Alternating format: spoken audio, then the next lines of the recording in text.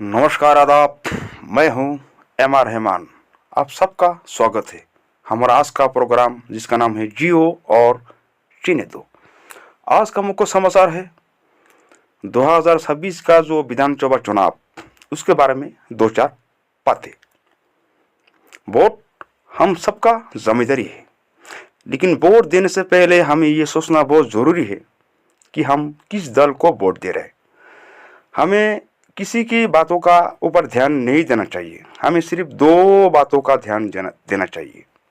Number एक, हमारा जो देश है, हमारा जो आसाम या भारत, इस देश का कोई नुकसान ना हो, कोई हानि ना हो। नंबर दो, हमारा इस देश का जो आसाम या भारत, हमारा जो देश का जो जनता है, चाहे अमीर हो चाहे गरीब हो, चाहे हिंदू हो चाहे मुसलमान हो, इन आदमी का कोई नुकसान ना हो। जिसका जो हक है उसका हक को बाखूबी अदा करे, किसी का ऊपर कोई जुल्म ना करे, नाइंसाफी ना करे। जिसका जो हक है उसका हक को बाखूबी अदा करे। यही मेरा उन सबसे विनती है, और यही मेरा जो आने वाला जो आसाम सरकार जो भी होगा उन सबसे ये मेरा विनती है। इंसाफ करे, नाइंसाफी ना करे। इंसाफ करे, नाइंसाफी ना करे। नेता लोग अक्सर जनता को कुछ आशाएं देते हैं, उम्मीद देते हैं, हमें वोट दो, हम नौकरी देंगे, काम देंगे, ये देंगे वो देंगे, अक्सर बोलते हैं। और जनता हमेशा यही सोचते हैं कि हमारा जो उम्मीदवार है वो चुनाव में जब विजय होगा तो मेरा नौकरी होगा, मेरा कारोबार होगा, मेरा काम होगा। लेकिन ये सब गलत बात है। नेता लोग, वो लोग जब नेता होता है देश के, जब उम्मीदवार जब नेता होते हैं, वो किसी को नौकरी भी देता है, किसी को नहीं देता है। तो कोई जनता उसका काम होता है तो उसका अच्छी बात है, जिसका काम नहीं होता है तो वो तो बोलेगा ये नेता खराब है। लेकिन यह भी बात ठीक नहीं है। तो बात ये है,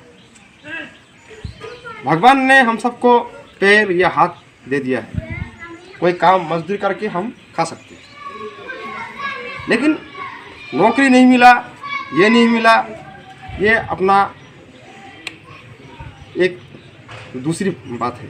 और ये भी सच है, जिसे नौकरी मिलना चाहिए उसको नहीं मिलता, और जिसको मिलना नहीं चाहिए उसको मिलता है। इसीलिए जनता का भी ये जो उसका अंदर जो गुस्सा है ये भी जायज़ है। लेकिन हमें ये जो नेता है इन लोगों को भी थोड़ा सोचना चाहिए कि जो बेकार है, जो पढ़े लिखे है, उसका काम नहीं है, उसको नौकरी पहले देना चाहिए। ये भी जनता का हक बनता है। लेकिन आजकल जनता भी ऐसा है, जिसके पास पैसा है उसको ही नौकरी मिलता है, जिसके पास पैसा नहीं है उसको नौकरी नहीं मिलता। लेकिन ये भी बात ठीक नहीं है। इसलिए हमारा जो नेता है उन लोगों का भी ये जिम्मेदारी है, कौन बेकार भाई या कौन जो बेरोजगार है, जो पढ़े लिखे है, उसका काम नहीं है, उसको मुफ्त में नौकरी अगर दिए तो अच्छी बात है। लेकिन आजकल तो नेता ऐसा नहीं करता। तो जो नेता है उन लोगों की ये जिम्मेदारी है, देखकर नौकरी देना चाहिए। और जनता का जो गुस्सा है वो भी जायज़ है, क्योंकि जो गरीब है, जो बेकार है, उनको जो मिलना चाहिए वो ठीक तरह से नहीं मिलता। इसलिए जनता गुस्सा करते हैं, वो भी जायज़ है। तो मैं एक साधारण आदमी हूँ, राजनीति में मेरा कोई ज्ञान नहीं है, ना मैं राजनीति का कोई नेता हूँ।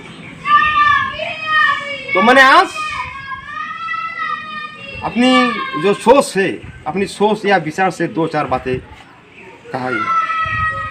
तो मुझे उम्मीद है मैं इन सब बातों का हमारा देश का जो जनता है वो लोग ज़रूर सोचेंगे, और जो नेता है उन लोगों की बात भी ये समझ जरूर आ चुकी है। तो बात एक ही बात है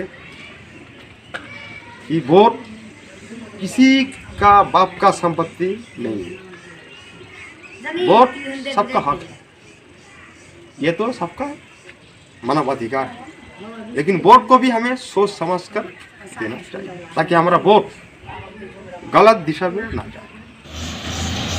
तो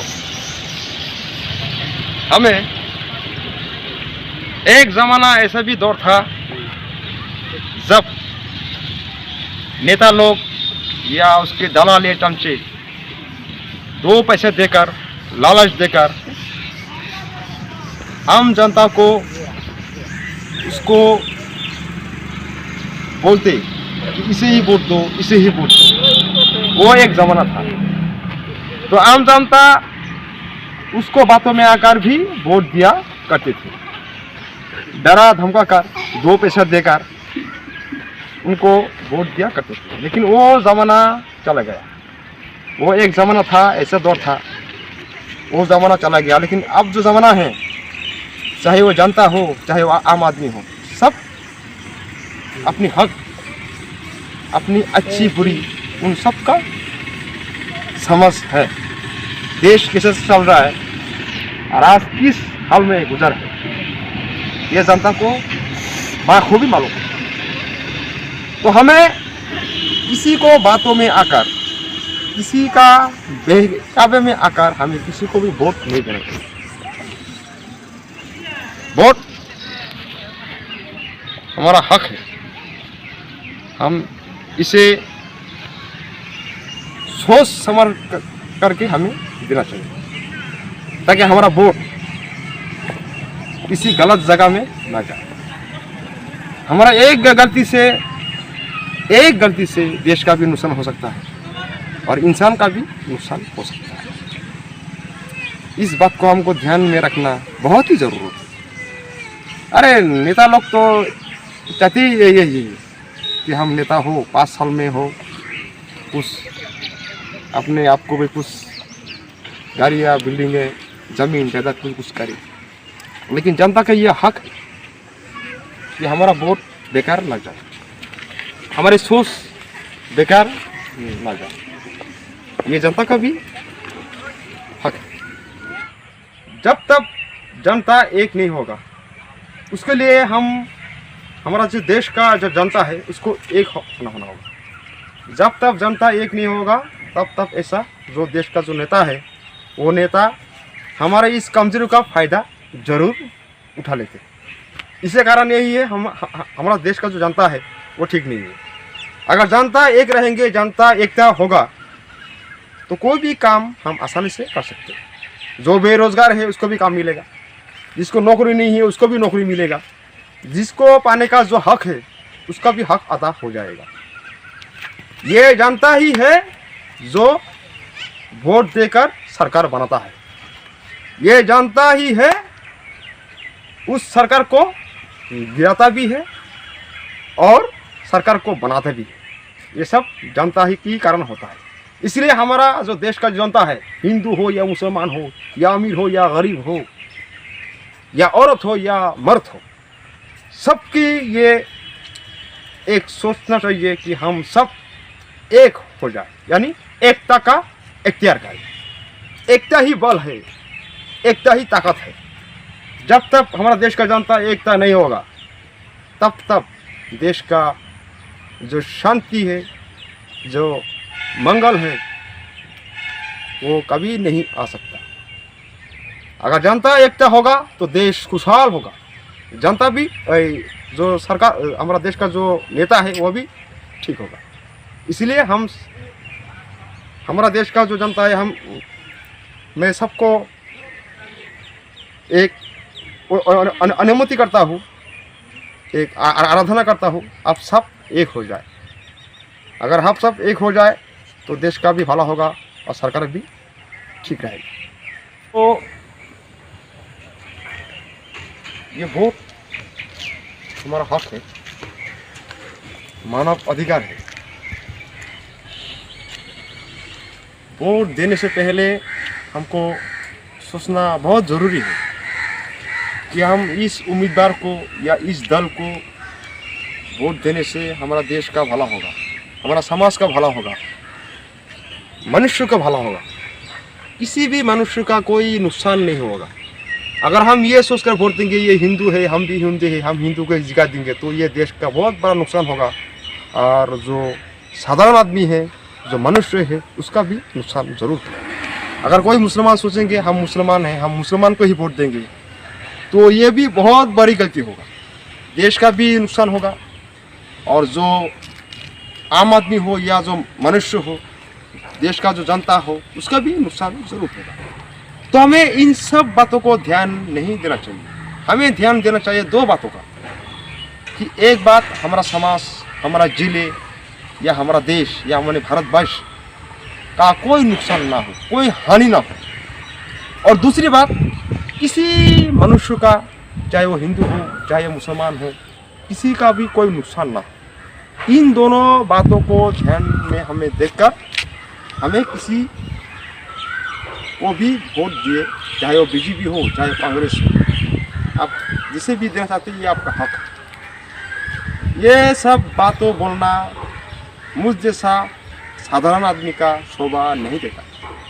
ना मैं कोई नेता हूँ, ना मैं कोई एक सांबादिक हूँ, ना मैं कोई बड़ा आदमी हूँ, मैं तो एक साधारण सा मामूली आदमी हूँ। मैंने इन दो बातों से दो चार बातें कही है, तो मुझे उम्मीद है मेरे इन सब बातों का आपको पसंद जरूर आया हो। तो आज के लिए इतना ही काफ़ी है। फिर मिलेंगे नई एक दिशा लेकर, नई एक विषय लेकर।